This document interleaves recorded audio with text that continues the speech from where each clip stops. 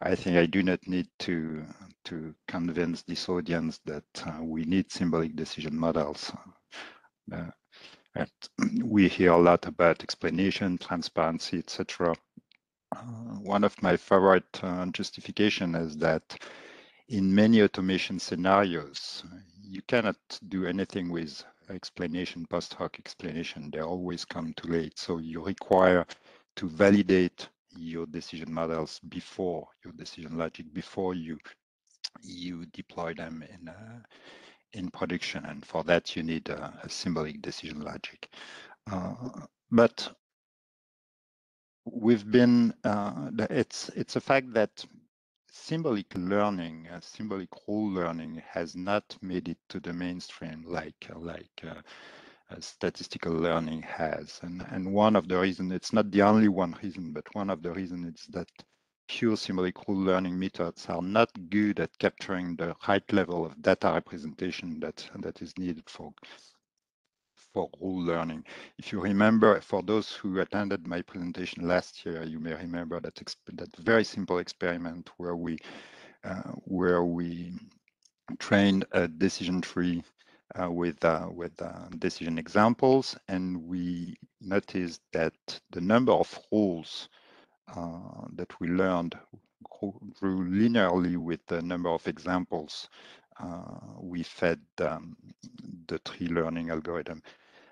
And with exactly the same data, we trained a simple multi-layer perceptron, and then we retrained the decision tree with the same data, but instead of using the initial representation, we used the last layer of the multi-layer perceptron as the representation for the data. And there we see that the number of rules that are learned is quite independent of the number of examples. So that was intriguing, and that what gets us or got me started looking at neuro-symbolic integration. So just a warning. I've been for 40 years in symbolic AI and decision rules, and I've been for 1 year, let's say less than 1 year, into neuro-symbolic AI. So I'm certainly not an expert, and I will not give you a tutorial. Maybe you will better consider this as, well, it's the journey of a rule guy in neuro-symbolic land. So this being said, what are we talking about when we're saying neuro-symbolic integration? It's probably not something like this.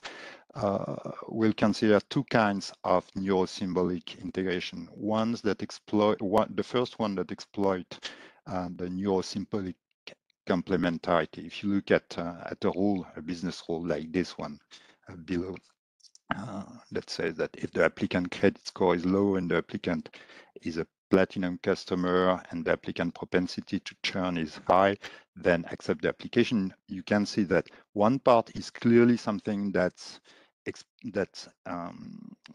exposing policy, that's exposing known constraint, and the other part is really based on a predictive model that's not easily represented in a symbolic way as a symbolic rules or a simple formula, so that it is often useful to have decision models where some decisions have a symbolic decision rules, decision logic based on decision rules, and other sub-decisions have a decision logic that's represented by a neural network. And I'm talking of neuro-symbolic complementarity when machine learning models, statistical, you know, when they say machine learning now, you mean neural network, deep learning, etc. So when machine learning models and symbolic rules collaborate at decision time to deliver better results.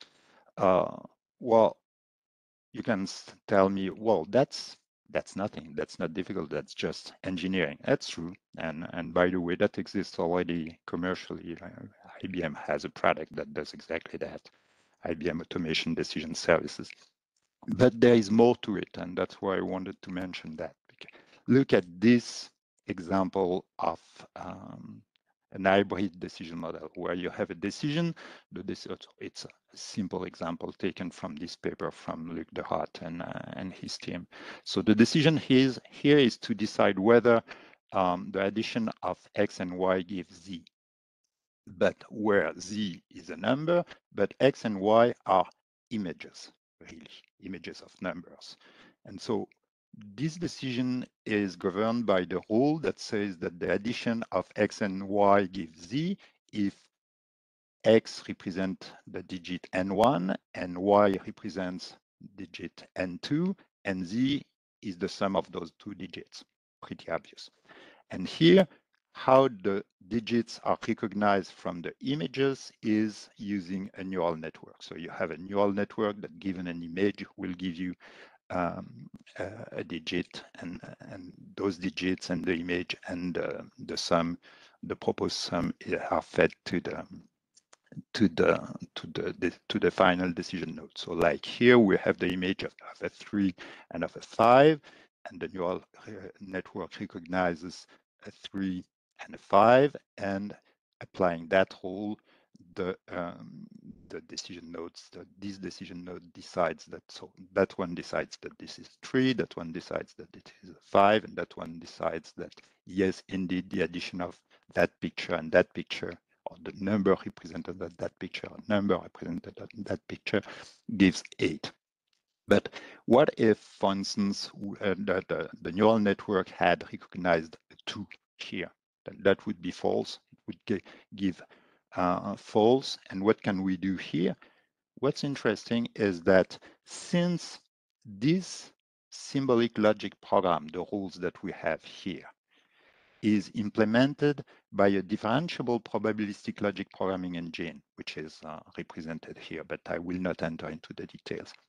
It means that if there is a mistake, if the result is wrong, then we can backpropagate the loss down to the neural networks that recognize the digits and train them without having to explicitly label those images. So in the end, the network, given many additions with the true and false results, the network will learn to recognize zeros and ones and two and threes, etc., without none of those images having been explicitly labeled by hand. So that's the interesting part of using complementary neuro-symbolic complementarity.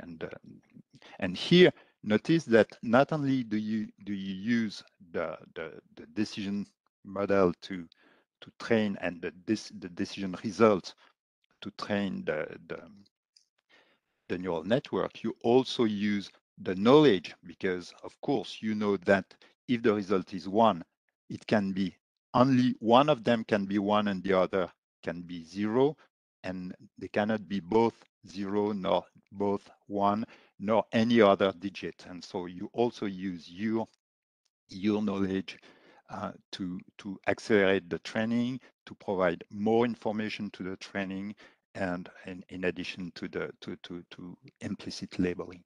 So that the takeaway here is, if you have a decision model with at least one trainable model, possibly black box model like a neural network, and if you can backpropagate the loss, the information about the loss, so about the difference between the expected and the actual decision, back to the trainable model, then you can use the application, the knowledge about your application, all your explicit knowledge to train your trainable model without explicit, in a supervised way, without explicit supervision. You can train it faster because you use your knowledge, and you can train it continuously because you can adjust it when exploiting your decision model in production. For instance, you notice mistakes or wrong decisions, then you can exploit them to adjust your neural network. We'll come back to that later, but let's move to another kind of neuro-symbolic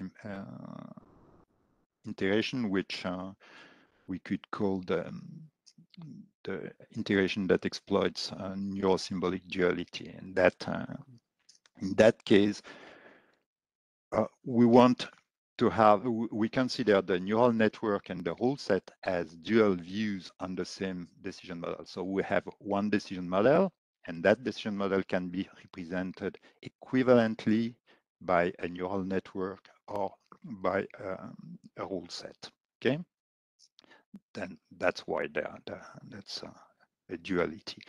So there are two ways where you can get that dual view. Either you have the neural network and you extract the rule set, or you have the rule set and you inject it into the neural network. So let's start looking at the first case. So you have training data, you train your neural network, and then you want to extract symbolic model from the neural network, so a rule set. So that can be, of course, used if you want you need a rule set and you want to train it from historical data. It's been already noted that symbolic learning does not work that well, whereas training neural networks works pretty well. So just training is a good reason to do that. But there are other reasons as well. You may want to use the decision model that's presented by a neural network directly as the logic for a decision, and then you may want to use the symbolic dual view of this neural network for explanation, post-hoc explanation, for documentation of your decision. By the way, Adrian mentioned that I was part of the DMN team, and DMN people will have recognized that I use DMN notation for those decision models here. And then, of course, you can use it for validation. If the symbolic rule set is completely equivalent to the neural network, then you can validate your neural network by validating the rule set, the rule set that you extract from the neural network, and then you can use either the neural network or the symbolic knowledge, the symbolic rule set in production for your decisions, since they are completely equivalent. So how can that be done? Let's first, a quick reminder. I think everybody knows probably what is a feedforward neural network, but I will just give you a quick reminder here so that we are all at the same level and use the same terminology. So a neural network is made of artificial neurons, and artificial neurons are nodes where you feed a number of inputs. And if you have n inputs, here we have 3 that goes into that feed into the artificial neurons through weighted links. And then the neuron also has a threshold, and the output, given the inputs, the output of the neuron is a function of the weighted sum of its input minus its threshold. And one very often used activation function, so that function is called the activation function. One that's very often used is the logistic function. The logistic functions that's represented here and graphically here squashes the output of the neuron between 0 and 1 in such a way that the more the weighted sum of the inputs is greater than the threshold, the closer to 1 it is, and the more the weighted sum of the inputs is less than the threshold, the closer to zero it is. So that's the property that's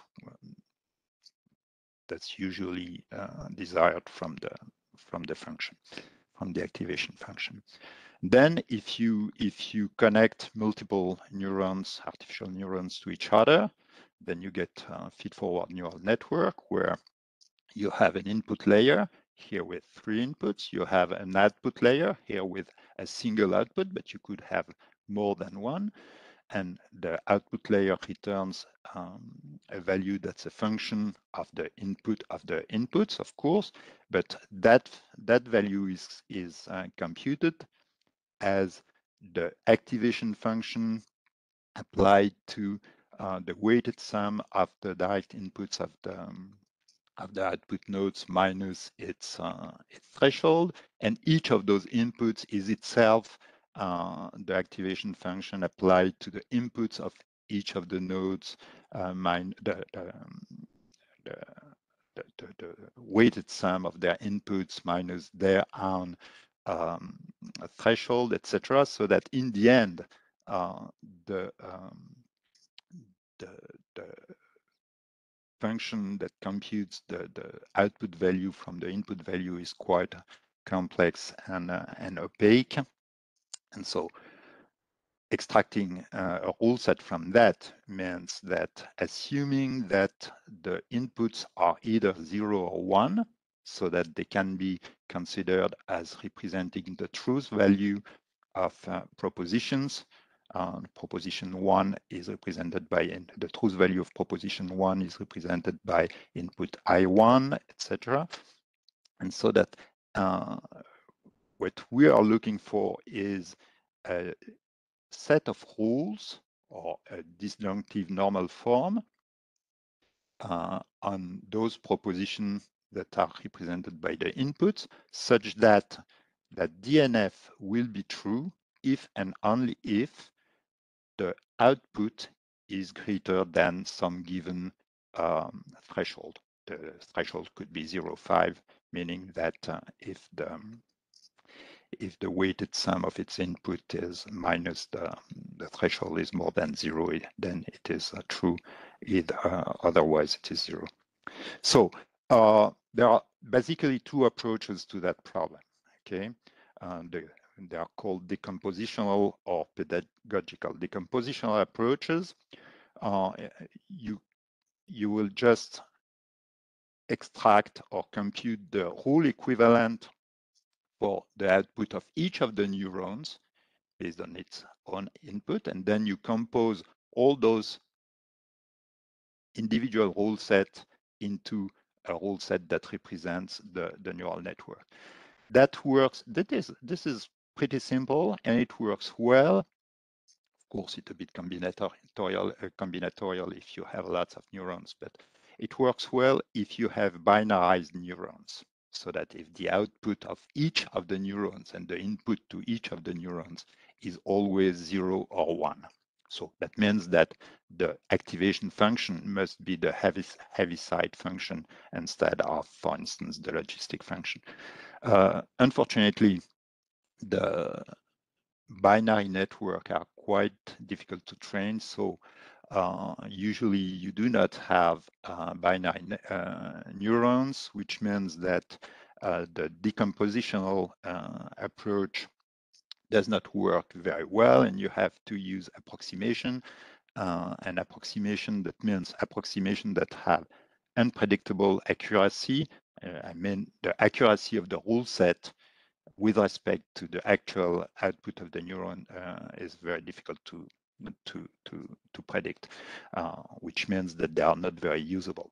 On the other hand, you have the pedagogical approaches that just consider each possible input vectors, and then that query the network with each possible input vector, so that they know which input vector will give a value, an output value that's greater than A, and then you can form the rule set equivalent based on that. Of course, the number of possible input vectors grows exponentially with the number of inputs, since it is, if n is the number of inputs, then you have 2 to the power of n possible input vectors. And so as soon as you you have more than a handful of inputs, it does not work anymore. Well, except that there are some cases where you can use tricks. So I will give you the sketch of one of those approaches. You will find lots in the literature, all having different conditions and use cases, etc. I will give you that one because I think it gives a pretty good intuitive understanding of what's going around. So remember that we interpret, we have a set of propositions related to each of the inputs, and we interpret the proposition n as true if and only if the input n is equal to 1. And then we interpret and there is a proposition linked to associated with the output, and we interpret that proposition, the output proposition, as true if and only if the output is greater or equal to a given threshold. And what we are looking for is the rule set that's made of conjunctions of propositions that imply the output of input proposition that imply the output proposition, such that the a conjunction of inputs will imply the output proposition if and only if all the input vectors where these inputs are 1 is greater than the threshold. So how do we do that? First, we remark that well, when I say we, I mean Arthur Davila-Garcés and his team. They notice that the output function f of the input vector induces a partial ordering on the input vectors, right? In such a way that one input vector I1 will be before another input vector I2 in the partial ordering, if and only if the output of the network given I1 is less than the output of the vector given I2. Then we notice that I1, if the activation function is monotonically increasing, and if all the weights in the network are positive, then I2 will precede, I1 will precede an input vector, I1 will precede an input vector I2, if and only if the sum of I1 is less than the sum of I2. And this plus other rules will give us a partial ordering on the input vectors. And here I will just show you an example so that you get what's going on here. If we have 3 inputs, then the smallest output that we can get is if all the inputs in those conditions, the activation functions are monotonically increasing and all the weights are positive. The smallest output that we can get is when all the outputs are 0 or -1 if you code them in -1, 1. And then the largest one will be if all of them are 1. So all the propositions are true. And each one you flip one of the minuses to a plus, then you move one step up the partial ordering. And so that if you search that partial ordering systematically, and when you hit one configuration of the input, one input vector for which the output is greater than the threshold, then you know that all the configuration, all the possible input vectors higher up in the ordering will also have an output that's greater than the threshold. So you do not need to explore them anymore. That one is sufficient. and you can stop and move to the next branch. But in addition to that, knowing that for the same input vector, if there is a negative input, you know that the same input vector with that input flipped to positive will be higher up in the order. That means that whether this input is negative or positive, is false or true, then anyway the output will be true, so that you do not have to consider that input in your rules, neither that one. So that here in that case the rule will be if P1, then output is true. You get the point? So that with that you have your algorithm. You can search systematically your ordering, starting, for instance, from the bottom, and you stop every time you find an input vector that makes the output greater than your threshold. Then you can stop, and you can extract that rule and move to the next branch. So if you want to know the detail, you can go to the paper. And by the way, remember that name, Arthur Davila Garces. He's been active in neuro-symbolic rules for years and wrote many papers and got many interesting results. So if you're interested in that domain, certainly you have to follow that guy. So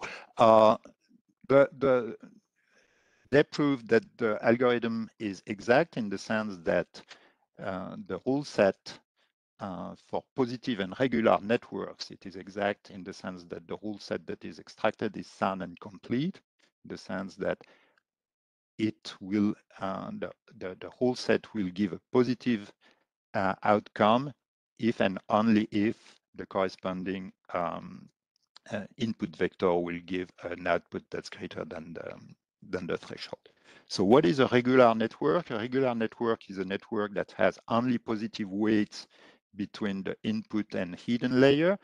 And so we're talking about one hidden layer networks, because anyway, any network can be approximated by a three-layer network.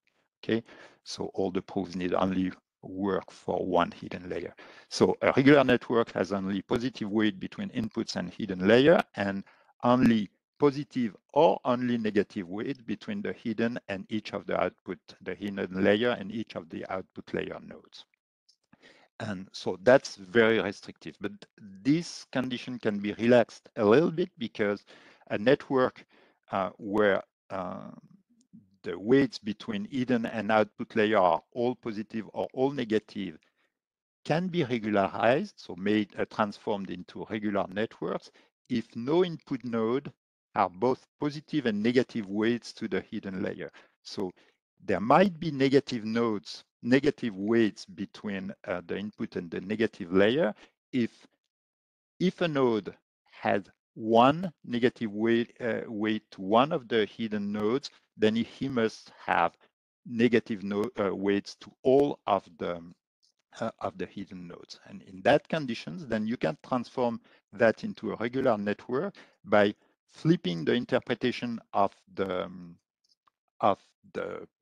proposition that's linked to this input from P, if the input is IN, P the N is true if IN is 1.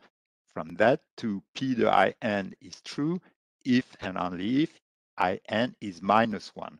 So and then you flip all the weights from negative to positive, so that you have a regular network. And really, you have a regular network where IN represents the negation of the corresponding proposition. Moreover, the algorithm can be generalized to non-regular networks with one hidden layer. If you consider each regular subnetwork separately and you compose the results. And this is always possible because, of course, single perceptrons are trivially regular networks. So you can always go down to the single perceptrons and then compose the results. But as we said, composing the results is problematic, and the algorithm proposed by Davila Garces and et al. Is sound, is proven to be sound, but it is incomplete, so that you do not have all the rules that you need. Before we move to the next subject, I wanted to make a note. When we say that the algorithm extract exactly the rule equivalent to the network, it is true if you look only at the conclusion.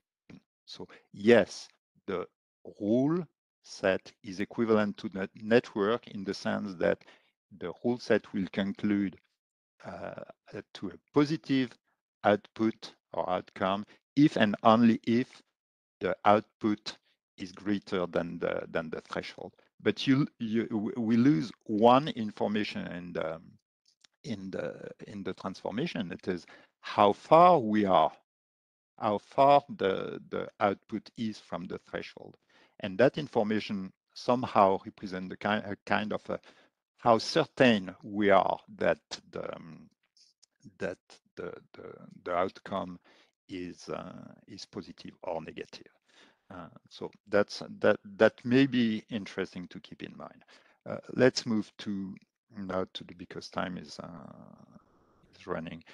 Let's move to the other side. We do have the rule set, and we want to inject it into a neural network. So we may want to do that because we may want to parallelize the inference.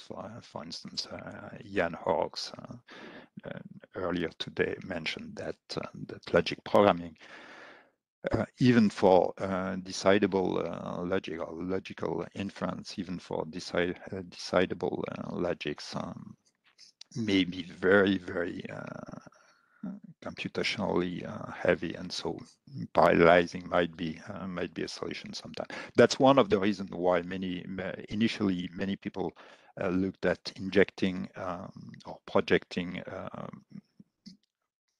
logic programs into neural network to parallelize the computation. Another reason why we may want to do that is that we may want to train a neural network with prior knowledge, for instance, to accelerate the training of the network. And so that could be knowledge that we know or knowledge that we suspect, and so we can inject it into the neural network and prime the network with knowledge before training. So one point here that I have to stress is that most of the work, or if not all of the work on rule injection, deals with logic programs. So the rules that we are injecting into the neural network will be mostly logic programs. And in the example I will sketch here, we are talking about logic programs. So how do you project a logic program into a neural network? Actually, that's quite simple. Let's look at a propositional logic program first. So first, you look at your program and you add one output node in your network for each atom that appears in the head of a clause. Here, for instance, if we have that program, we have two atoms appearing in the head of clauses, that A and B, so we have two output nodes. Then you add one hidden node in the hidden layer per clause. We have three clauses, so three hidden nodes. We connect each clause node to its head node, so that N1 and N2 will be connected to A and N3 will be connected to B. And then you add one input node per literal per atom that appears in the body of one clause of your program. So here we have B, C, D, E, F appearing in the body. And of course, you link them to the proper close hidden node. And then the paper gives you a formula to compute a weight W, the same weight for all the ages, and that weight is the computation is a function of the activation function for the output and hidden node, and the number of closes and the number of literals. And then once you have computed that weight, all the edges have all the edges between hidden and output layer have the same weight, and all the edges between input layer and hidden layer have the same weight, with that weight being negative, negative if the literal is the negation of the atom. So here we have BC not D imply A, so that the link from B to the closed node is positive, C to the closed node is W, and since D is negated, then here you have minus W. And in the same way, the paper gives you the formula to compute the threshold for each of the output and hidden node, and that's also a function of the activation function and number of closes. And so that's it. You have your network, which is equivalent to the that's equivalent to your logic program. So the result of the paper is that for each propositional general logic program P, you can build a feedforward kernel network with exactly one hidden layer that computes the immediate consequence operator for that program. That kernel is that network here. So it will just, given one input, it will compute the immediate consequences. You can train that kernel to add more rules, just using, since it is all derivable, you can just use a standard gradient backpropagation to add more rules or to adjust weights. And then knowing that for each acceptable general program P, the immediate consequence operator has a unique fixed point, which is a known result. The authors proved that the recurrent neural network that's built from the kernel by connecting each of the output to the corresponding input with a weight equal to 1, then that recurrent networks converges to that fixed point, to the fixed point of that immediate consequence operator for any initial input. So for instance, if we have that recurrent neural network where the kernel represents that logic program, then for any input fed to the input layer, this network will converge to a model where only B is true and all the other ones are false. And this is the model, the stable model for this logic program.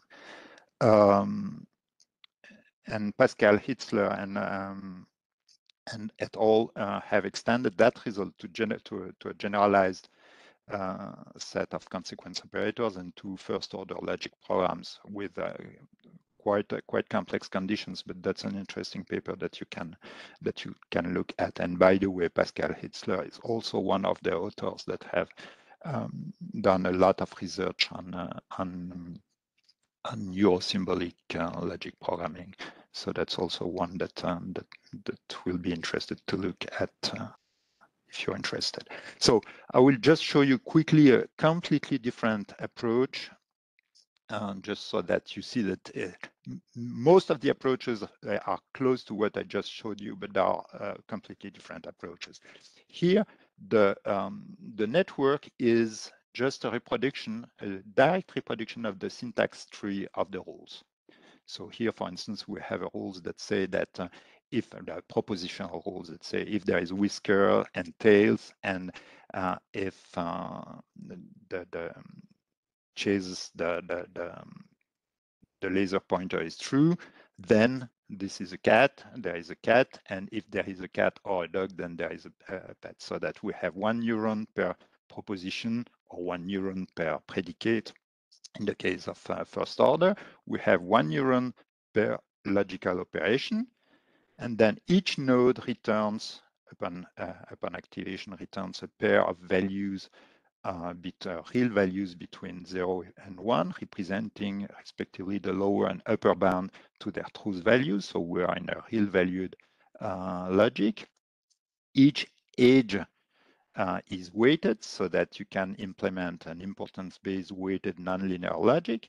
And the interesting fact is that the connective have bidirectional activation functions that match, of course, their respective truth functions, but that also guarantee that upon activation, the truth interval can only tighten. And so that inference is an alternance of upward and downward passes until the network converges. So of course, in the easy case where you have true, so whiskers, tail, and chases laser pointed, and you're in a binary logic. So this is true, this is true, this is true, then cat is true, and then this is true, then pet is true. And so you need only 2 up and down to converge. The interesting fact in more complex cases, it can be take more time, but the interesting fact is that it always converges because of this guarantee that the truth interval can only tighten. So at some point, it has to stop, either because the truth interval do not evolve anymore, or because they reduce to 1 point, or because the lower bound becomes greater than the upper bound, which means that there is a contradiction. One reason why I wanted to show you this is, so here again, the technicalities behind this are very complex, and I invite you to read the paper to get more in depth. But one interesting point is that this extends to first order by attaching to each node a table of the grounding tuples, each of the tuple being having its own bi-value truth interval. In a way, and this is done in a way that's reminiscent of, or to me, of how the RT algorithm works with in production rules and genes. So that might be a direction for further research. So let me move forward, and because there is one remark I want to make about the state of the art in Neuro-Symbolic applied to rules. And this is something that we've seen everywhere. All these techniques, as interesting as they always work with predefined features. I call them. They can be propositions, atoms, predicates, concept, whatever. But they always are predefined. You've seen that in the examples I've shown you. And what we really need is to learn the vocabulary that's required to learn good rule sets for the decision at hand. Good in the sense that they are stable. They do not increase indefinitely if you increase the number of examples. They must be compact, etc. This kind of. So what we want is, of course, learn rule-based decision models from those that better vocabulary, and we want to learn that better vocabulary from the raw features. But the problem is that we can supervise the rule learning because we can always say whether a rule gives the right result or not, but we cannot supervise directly the learning of the relevant features because we do not know what are the relevant features. So we cannot just decide this feature is relevant or that one is not relevant. So that's why we need to integrate. One way to do to go forward is to integrate the learning of the rules with the learning of the relevant features, where you supervise the learning of the rules, and the supervision of the rules indirectly supervises the learning of the relevant features, deciding which features are most relevant to the rules. Remember how it worked in DeepProbLog, and the idea is somewhat there is somewhat of the same idea here. So that's why I call that back to neuro-symbolic complementarity. So what we implemented in our relational rule network, R2N, is first we implement a fully differentiable and trainable neural network architecture that maps one-to-one to a rule-based decision by design. So it's a simple architecture where you have one output node if you are a binary classification, or it might be multiple output nodes if it's a multi-class classification. Then you have a hidden layer with one node per rule or per clause, and then you have the input layer of predicates that feed in the clauses, and so that clause represent conjunction of input predicates or of negation of input predicates. And so this is fully differentiable. So this is trainable using gradient backpropagation. And then we add, in front of the predicate layer, we add a predicate learning model, a predicate learning network that will learn the right predicates. Of course, we can mix predefined predicates and learn predicates, and that's what this meant, that this model does not cover all the predicates. And for instance, in a very simple case, if we add just one layer in front of the predicate layer with only numeric raw features, and what we will learn is here, if we have the standard logistic function, what we'll learn is the weighted the predicate will fire when the weighted sum of the inputs is more than a given a learned threshold, which means that if we can binarize that layer, then we have predicates that are multivariate value comparisons, which is more powerful than univariate value comparison, as you can find is state-of-the-art rule learning algorithms like Reaper, etc. So just that simple thing gives you already an advantage that you can see, for instance, in that very simple use case where with Reaper we'll learn 9 rules in that specific with that specific training set. But the point is that those rules do not have really a meaning, because to the business user, that because you compare a revenue and a loan amount, and then another revenue and another loan amount, etc. Whereas with multivariate predicates, what we are able to learn with R2N is just 2 rules, one that represents that limit, and the other one that represents that limit, which is only approximated by the rules from Reaper. And that, in addition, that limit says that the loan amount, the ratio of the loan amount over the revenue must be less than 1/3. And this is something, the loan amount over the revenue is something that's meaningful to the user. So that's it. Then, of course, you can put any kind of other predicate generating models in front of your predicate layer. Currently, we are exploring learning subcategories for categorical data. So which groups of categories make sense for a specific decision, or are meaningful for specific decisions.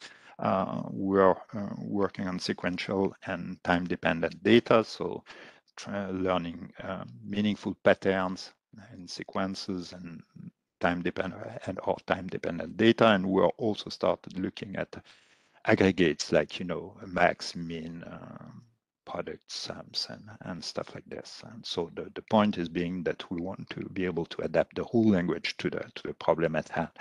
If, in addition, the predicates that we learn are more generally meaningful, that's just a bonus. So to conclude, those are my conclusions at this point in our journey in neuro-symbolic land, as I said. So first, exploiting neuro-symbolic complementarity, as we've seen, is interesting to learn representation that are appropriate for specific decisions.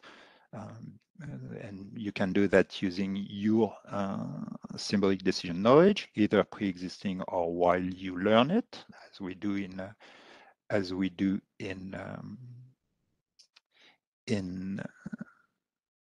R2N. But this requires that you must be able to backpropagate decision errors. So that and that may be implemented in using neuro-symbolic duality as we do in R2N. Another conclusion is that exploiting neuro-symbolic duality might be useful in that way, but it also might be interesting to deal with uncertainty in decisions while keeping the good properties of symbolic decision models, validation, explanation, editability, etc. So that you can be interested in having additional information about how certain your decision you are about your decision based on past data.